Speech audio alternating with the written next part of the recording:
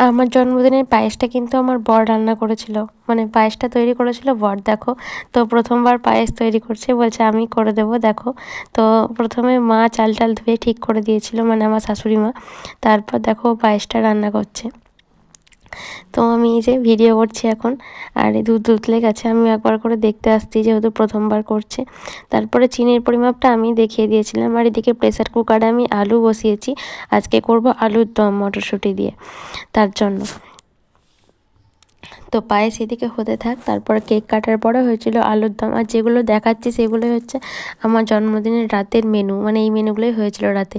তো এই দেখো আমি এখন আলুর দমটা বানাচ্ছি মটরশুঁটি দিয়ে, মশলা দিয়ে ভালো করে আলু আর মটরশুঁটি সমস্তটা কষিয়ে নিয়েছি। আর এই যে হয়েছে পায়েস, আর এই দেখো এখানে হয়েছে লুচি।